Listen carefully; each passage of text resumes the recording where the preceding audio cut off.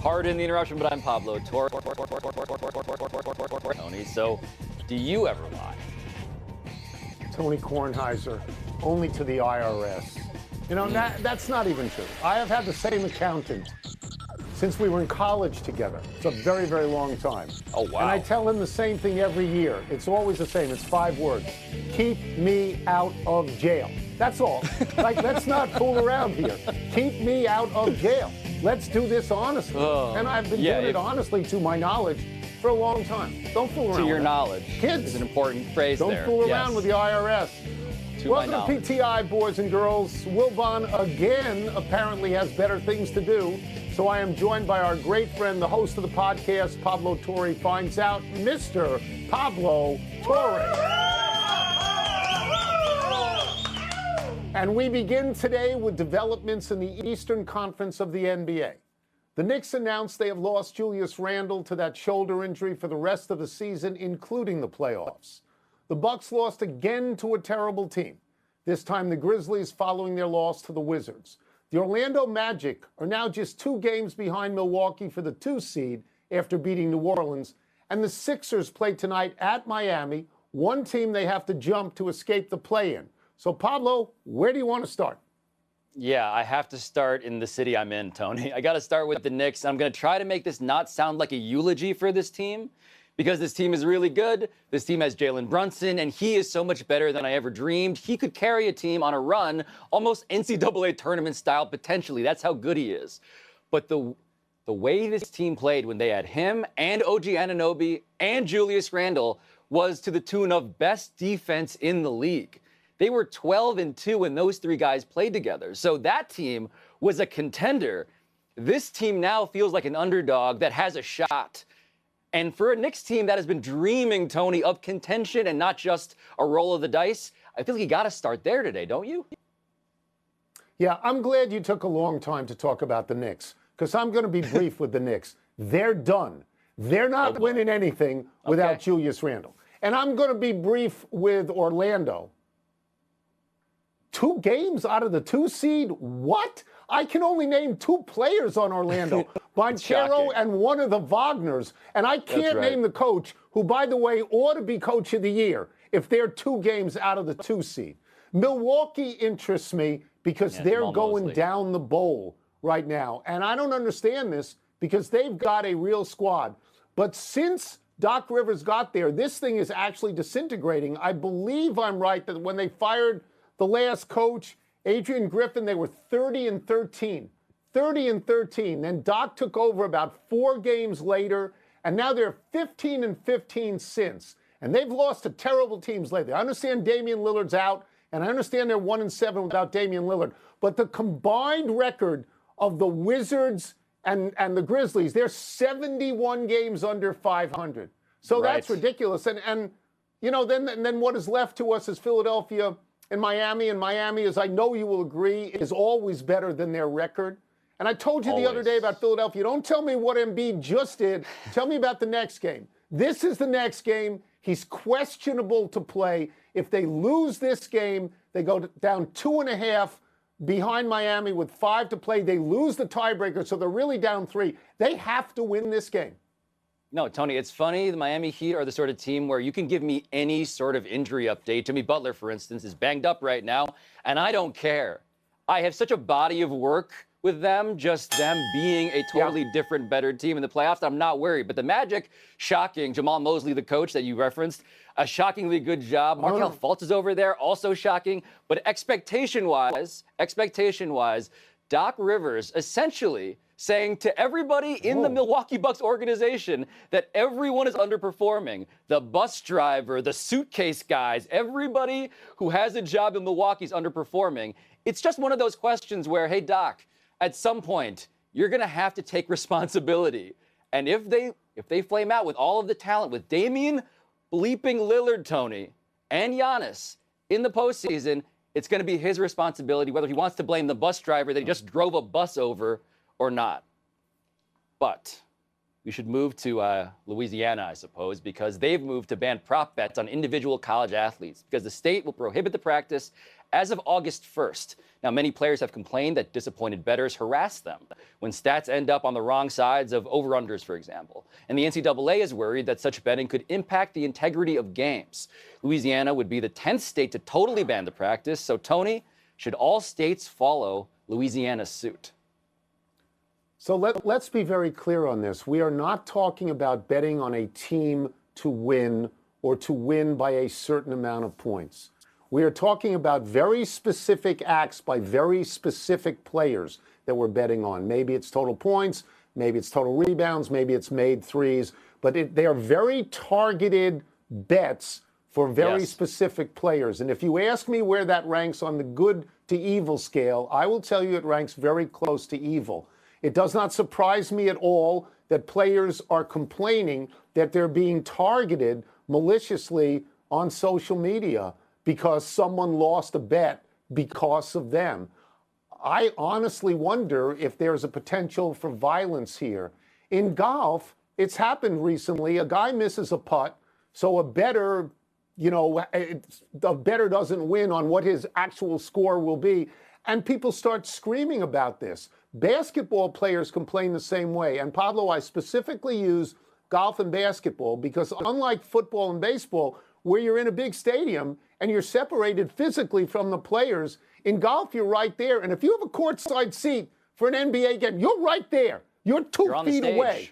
And I worry that behaving in an uncivil manner is one thing on the internet, but I sort of worry about somebody getting chesty, and there's an act of violence that occurs here. I am really against these sorts of bets. Yeah, I want to take this from the perspective of integrity as opposed to the violence. The violence that you warn against is a valid warning, a call to alarm, which I totally understand. But I want to point out that, look, gambling in sports being legalized is why prop bets now exist. When this was illegal bookmakers, you didn't have hyper-specific bets about Jonte Porter, for instance. That was the story. Here's a bench warmer, a G League guy, coming into the game and basically be able to tank his own value, allegedly, and therefore cause repercussions financially. That's new. And so for me, the big picture question and solution here is, because I believe gambling, sports betting should be legalized. I do. The question is, can we federally legalize it and then federally regulate it?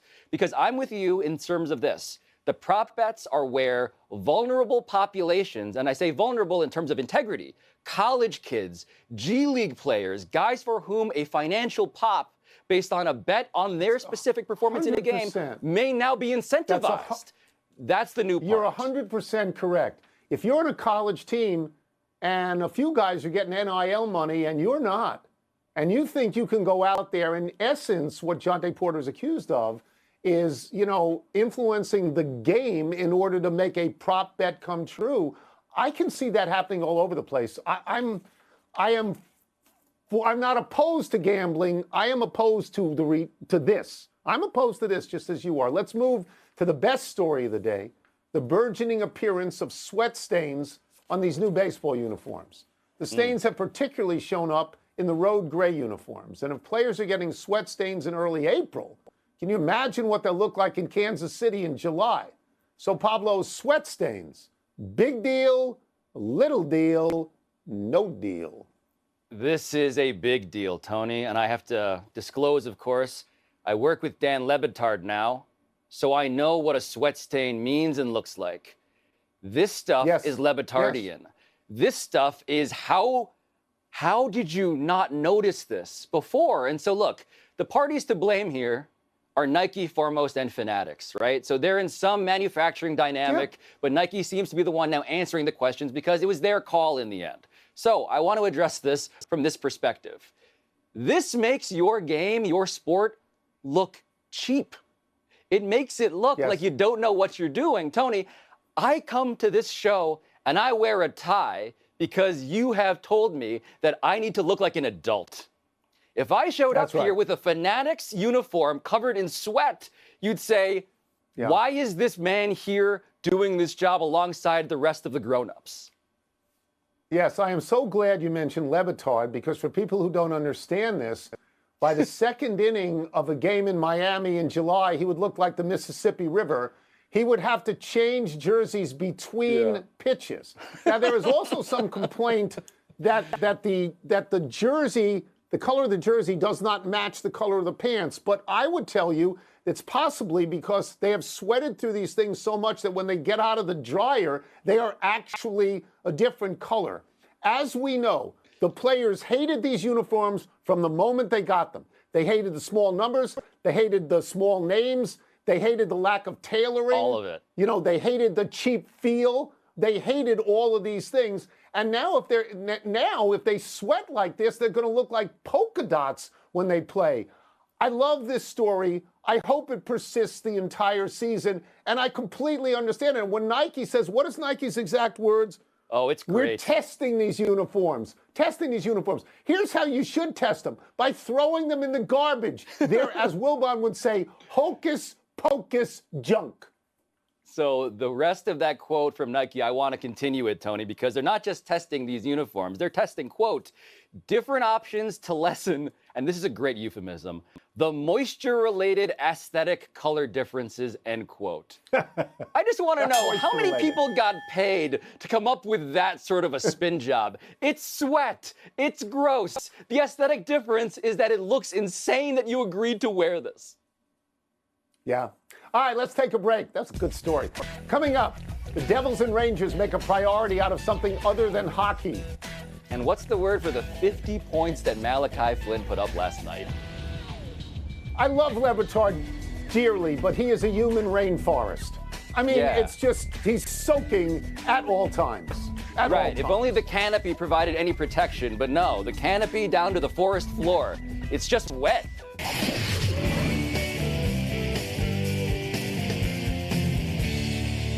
Okay, pray for me because it's time to face the dawn of lexicon in What's the Word. What's first? Last night's 10-man fight between the Devils and Rangers was blank.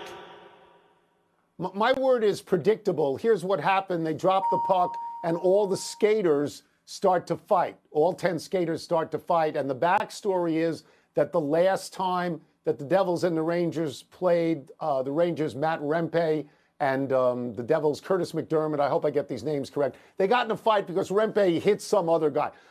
Rempe is apparently causing every single fight in the NHL at this point. This is predictable because of the code of honor among hockey players. They can't let what happened before go without a certain amount of revenge. You could have booked this the day after the last fight. It was choreographed. People knew who they were going to fight when this thing happened. This is sort of like if I go to a golf course and the starter puts me out with a foursome, before we hit the tee balls, everybody punches everybody else in the head. It's insane. Look, I am not scandalized by the fight. I'm amused by the fight. The choreography is obvious. You see it happen instantly. And even post-game, what's so funny in the retrospect, of course, is that the two guys who started the fight were the ones who were not ejected. Pretty much everybody else was, but the two guys, according to the code of honor that you mentioned, were allowed to stay. And so my word for this, because I feel like someone needs to say it about hockey, my word for this is thuggery. This is thuggery.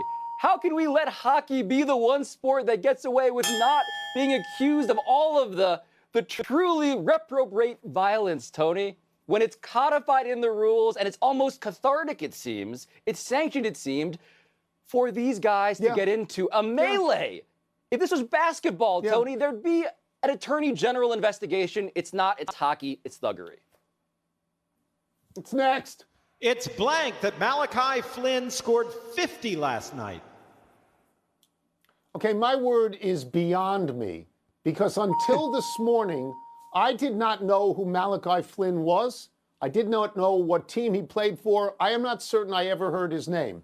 Since then, I have found out that at one point he was the player of the year in the Mountain West at San Diego State. And please don't ask me to name all the other teams in the Mountain West. I have found out he was drafted by Toronto in 2020.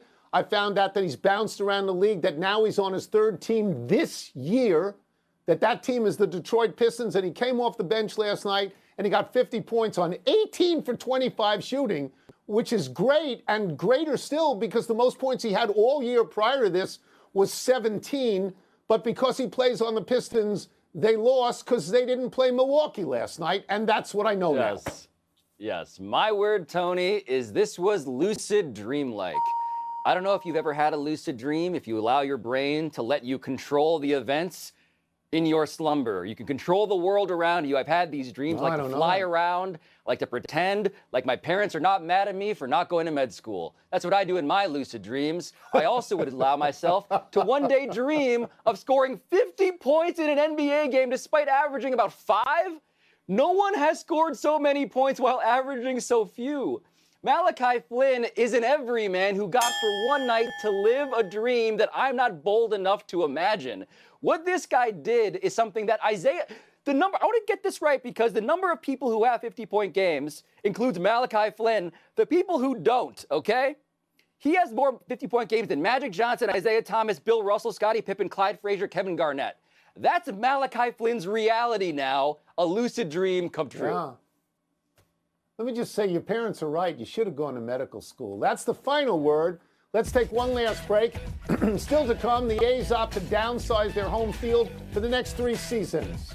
And Mike Tyson has a training update ahead of his fight with Jake Paul. Ugh. We'd both be doctors if you had gone to med school, because I am a doctor. No. I am a doctor of humane letters. What are you? Nothing. The white coat Nothing. is very triggering. It's very triggering for me seeing the white coat. Yeah. But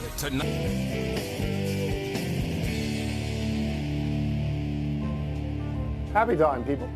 Happy 45th birthday, Roberto Luongo. The Hall of Fame goalie played 20 seasons in the NHL. He came up with the Islanders in 1999 after being the 4th overall pick in 1997.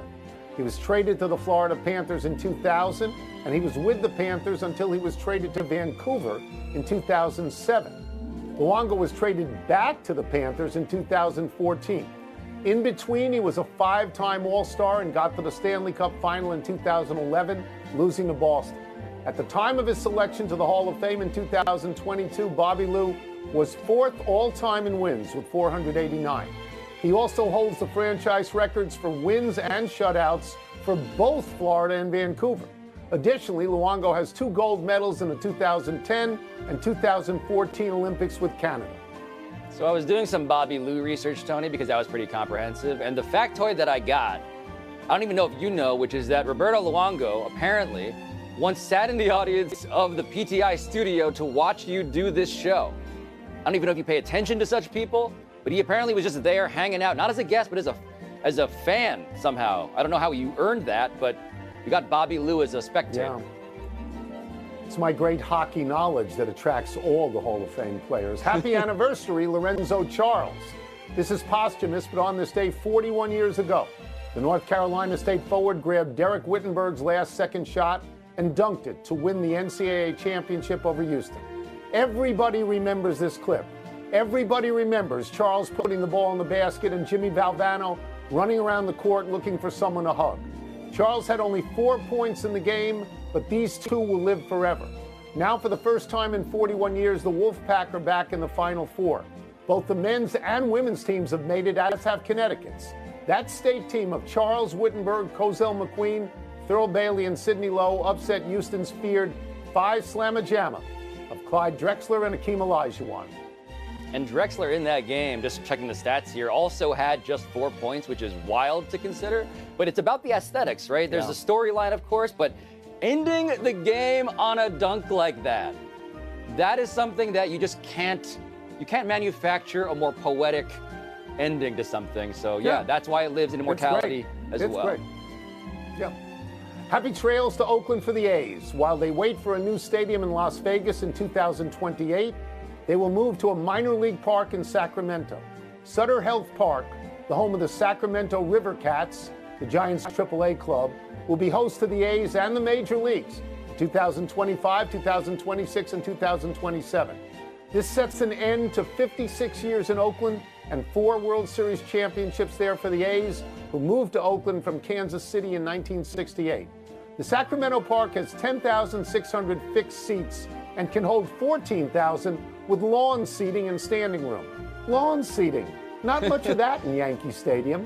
But for a team averaging 6,000 a game, 10 to 14,000 sounds like a crowd. Yeah, they're also just calling them the Athletics and the A's, not even Sacramento, not Oakland anymore. Just an insult on top of the injury that we know was going to happen, them going to Vegas. It's just insulting on the way there. Here we go to the big finish, Pablo. Marcus Mariota of the Washington team will be the first NFL quarterback to wear the number 0. What is your favorite number?